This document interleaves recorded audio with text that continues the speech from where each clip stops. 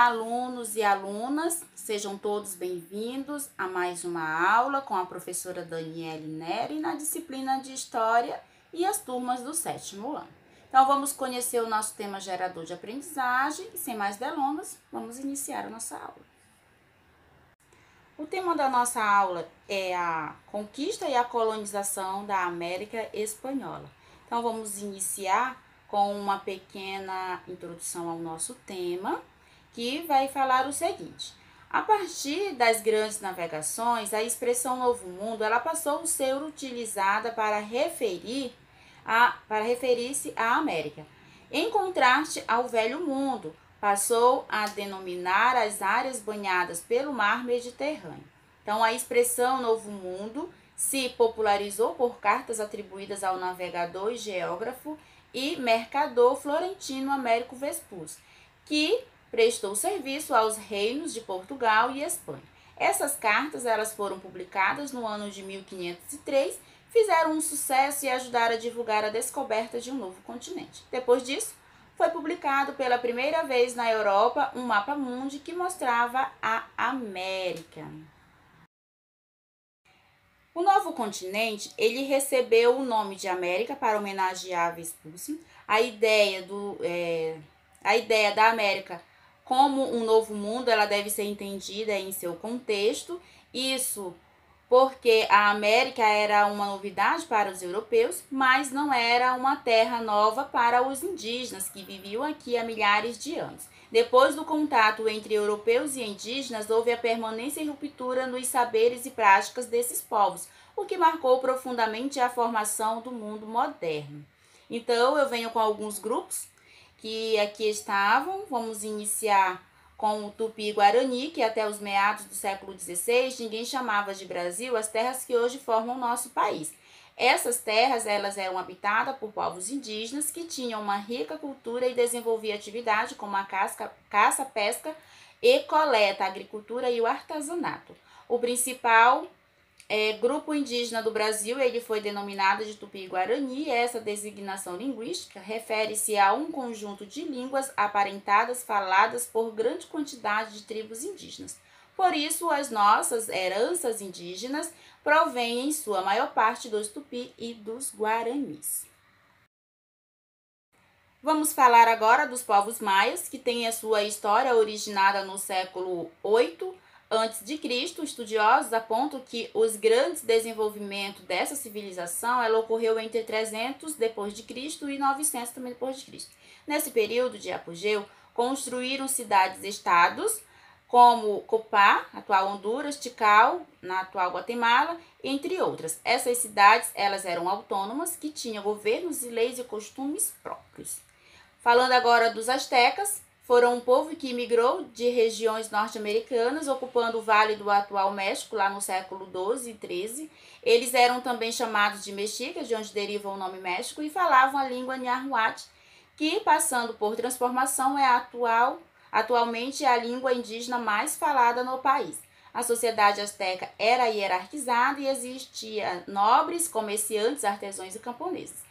Entre os nobres estavam o imperador, sacerdotes, chefes militares, governadores de províncias e altos funcionários do Estado. Falando da conquista do Império Azteca. A conquista do Império Azteca ocorreu entre os anos de 1519 e 1521 no processo de invasão e colonização do continente americano pelos europeus.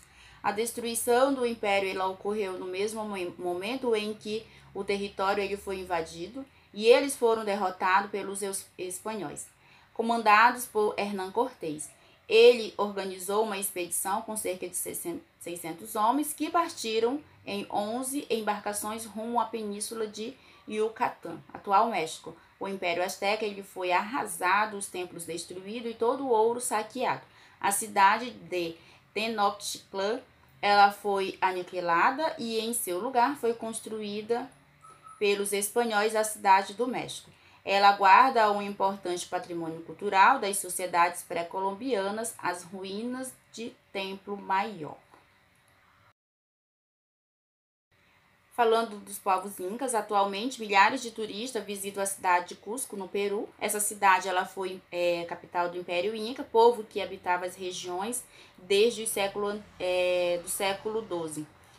Ao longo de sua história, os Incas eles foram se tornando mais poderosos que as sociedades andinas anteriores. Ao expandir seu território, dominaram vários povos, alcançando uma população de cerca de 12 milhões de pessoas. Desenvolveram a tecelagem, a cerâmica, a metalurgia do bronze e do cobre e a ourivesaria do ouro e da prata. Construíram também palácios, templos, estradas pavimentadas e aquedutos.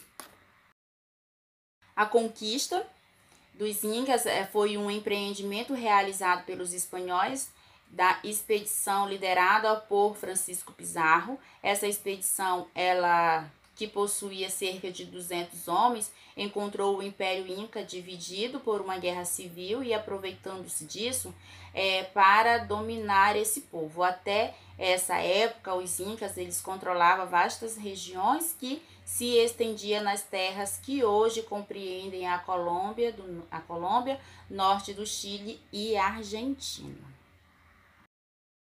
Vamos estudar um novo olhar sobre as razões da conquista espanhola. Então, vamos dar seguimento a esse tópico, vamos conhecer um pouco mais sobre essas conquistas. Então, Cortés ele chega ao México com apenas 508 homens e Pizarro entrou no Peru com 180.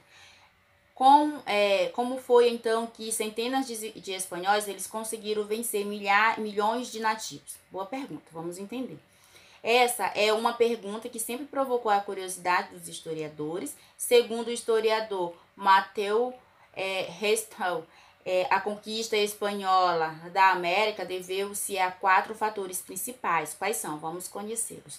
Primeiro, e mais determinante, foram as doenças trazidas pelos europeus e contra as quais os corpos indígenas não tinham resistência. Essas doenças, como sarampo, a varíola, a gripe, mataram mais do que as armas de fogo. O sucessor de Montezuma, ele foi uma dessas vítimas, reinou apenas por 80 dias e morreu de varíola. Segundo ponto, os espanhóis eles souberam aproveitar a desunião e a rivalidade entre os ameríndios. Tanto os astecas quanto os incas, eles tinham muitos inimigos que formaram verdadeiros exércitos indígenas para ajudar os espanhóis a tomar as terras astecas e incas. Para conquistar Tenochtitlán, por exemplo, Cortés ele contou com a ajuda do povo tlaxcalteca. Terceiro ponto, o fator foi as armas dos conquistadores, com destaque para a armadura de ferro e a espada de aço, que tinha bastante resistência.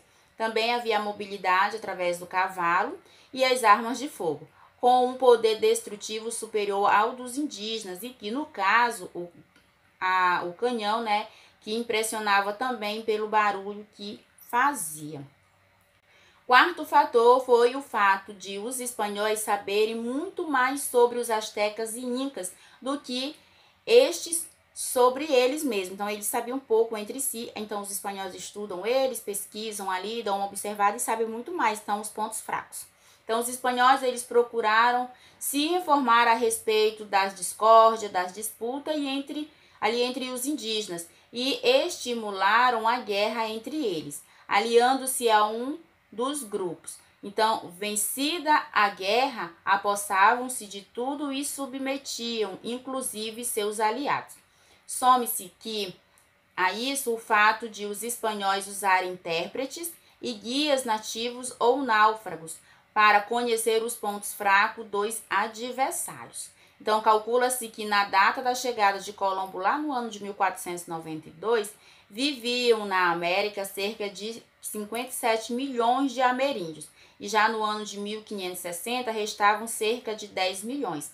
Essa diminuição brusca da população ameríndia é considerada pelo pesquisador Everton como uma das maiores tragédias da história humana.